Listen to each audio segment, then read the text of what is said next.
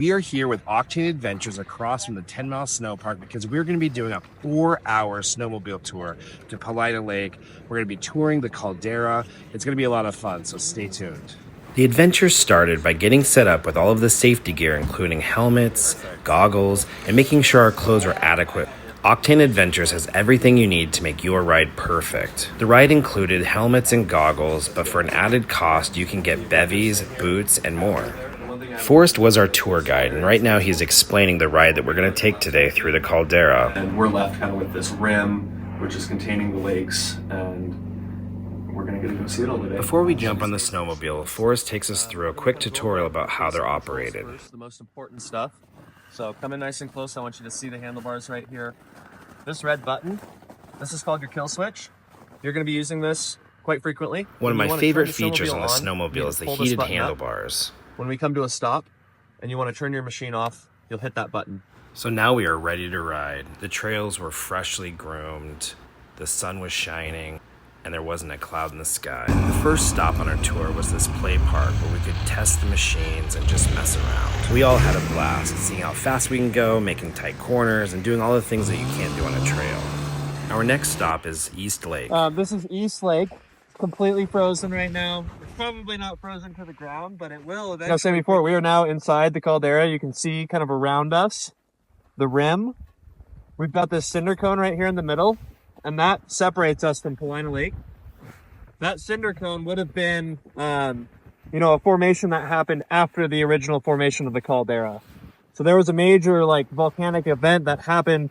They estimate maybe 75,000 years ago that formed the Caldera. Could have been a big eruption, and then once the chamber's empty, the whole thing falls back in. The volcano is still active. There still is a magma chamber down there, and that's what continued to form this cinder cone in the middle. We also have the Great Obsidian Flow here, and we'll go see that here in a little bit. The Great Obsidian Flow happened 1,300 years ago, which is not very much in rock time.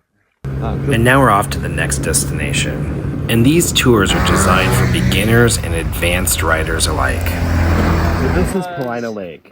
It's naturally heated by a geothermal vent that keeps the fish active year-round, causing a lot of life around Paulina Lake, like bald eagles. We're up here at Paulina Peak, 7,984 feet, with views of Paulina Lake, Cascade Mountain Range.